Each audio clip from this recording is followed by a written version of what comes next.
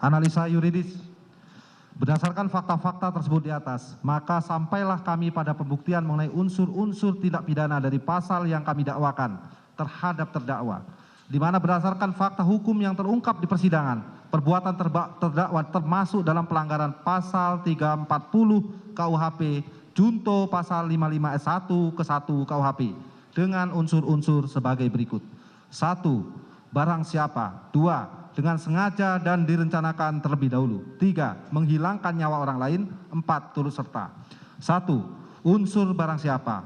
Bahwa yang dimaksud dengan setiap orang adalah sama dengan barang siapa, yaitu merujuk siapapun juga yang dapat menjadi subjek hukum, pendukung hak dan kewajiban, yaitu orang perseorangan, naturallah person, dan atau badan hukum, reh person, yang dapat dimintai pertanggungjawaban menurut hukum atas semua perbuatannya. Dalam kaitan ini adalah pelaku tindak pidana. Unsur setiap orang di sini adalah manusia, baik laki-laki maupun perempuan yang mempunyai hak dan kewajiban, subjek hukum, tidak cacat mental atau jiwa, tidak terganggu ingatannya, serta tidak tergolong ke dalam kelompok orang-orang yang dalam bertindak atau berbuat diklasifikasikan sebagai alasan pemaaf atau alasan pembenar yang dapat menghapuskan hak penuntutan sebagaimana dimaksud dalam buku 1 bab 3 KUHP. Profesor Mulyatno mengatakan berdasarkan ajaran pertanggungjawaban, untuk adanya kemampuan bertanggung jawab maka harus memenuhi 2 hal sebagai berikut. 1.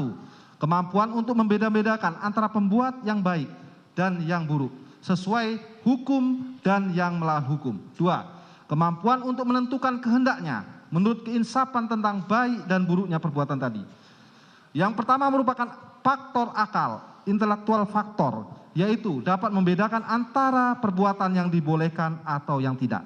Sedang yang kedua merupakan faktor perasaan atau kehendak, yaitu dapat menyesuaikan tingkah lakunya dengan keinsapan atas nama yang tidak mampu menentukan kehendaknya menurut keinsapan tentang baik dan buruknya perbuatan tadi. Dia tidak mempunyai kesalahan, jadi unsur kesalahan erat hubungannya dengan unsur pertanggungjawaban di atas. Berdasarkan uraian di atas maka akan diuji apakah terdakwa yang dihadapkan di persidangan ini secara yuridis memenuhi kriteria unsur tersebut di atas. Di mana hal tersebut akan kami lakukan dengan cara menganalisa korelasi antara unsur delik dan fakta hukum baik yang tertuang dalam berkas perkara maupun yang terungkap dalam persidangan.